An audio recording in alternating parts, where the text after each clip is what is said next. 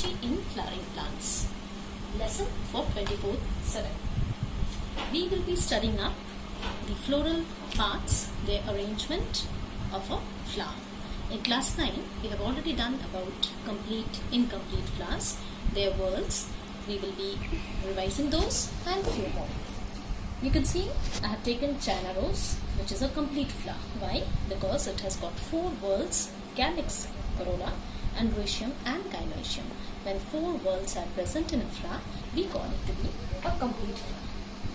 If it is incomplete, means any of the essential whorls, either androecium or gynoecium is missing.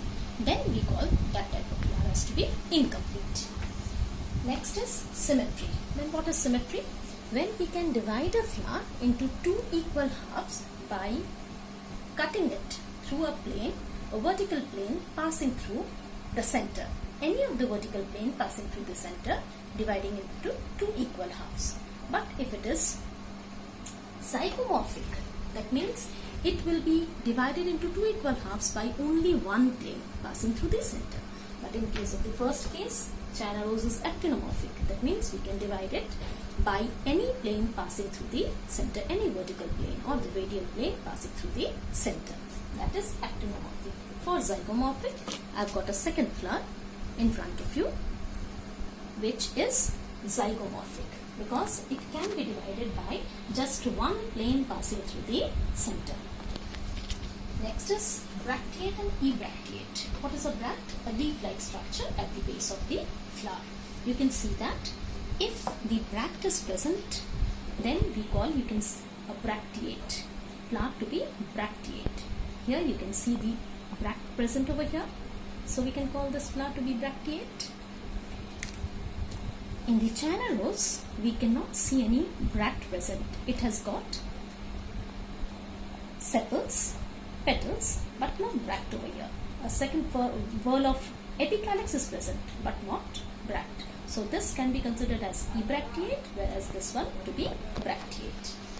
Next is Trinarius, Tetramers, Pentanos. Number of petals present within a flower tells it to be either Trinarius, means it has to be in the multiples of 3. Petals to be in the multiples of 3. Trinarius, 4, Tetramers and Pentanos. Both the flowers which we have used today are Pentanos. They are having 5 petals. Even you can see a third one which is also Pentanos. Next is calyx.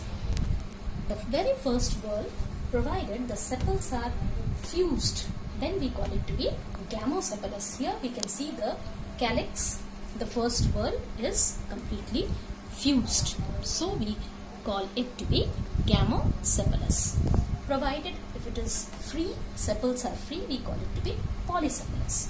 In same case for corolla also, if it is fused, petals are fused, we call it to be gamopetalous. If it is free, we call it to be polypetalous. You can see over here, they are completely free. All the 5 petals are free. Next term is perianth. Perianth we all know, when the calyx and corolla remain undifferentiated, then we call it collectively as perianth, and the sepals and petals are considered to be tepals. T-E-P-A-L-S, tepals. Next, the aestivation. Aestivation means the arrangement of the petals and sepals. How are they arranged? That arrangement is considered to be of 4 types: valvate, twisted, imbricate and vexillary. I will be showing you aestivation. The mode of arrangement of sepals and petals in a flower bud is known as aestivation. It can be of 4 types: valvate, twisted, imbricate and vexillary. If it is valvate, that means when the members of a whorl are in contact with each other by their margins only, then we call it to be valvate. If it is twisted, when the members of a whorl rolled up in such a way that one margin of a member covers a margin of the next member and the other is covered by the one before it, then it is considered to be twisted. Imbricate. Imbricate aestivation. One member of the whorl is completely exterior, one member is completely interior, and the 3 other members are one side interior, one side exterior. That comes up to be imbricate. And the 4th category, vexillary. Of the 5 petals, the posterior one is the largest and nearly covers the two lateral petals, which in turn overlap the two anterior petals. This type of activation is a characteristic feature of a pea family. This is vexillary. You can see that I'm keeping the book now. You can see the flower over here. This is the standard petal, which is covering up the two wing petal, which in turn is covering up the keel petal. So this arrangement is known as vexillary arrangement, and the very first category. Okay, the second one, twisted. Here you can see that the petals are twisted.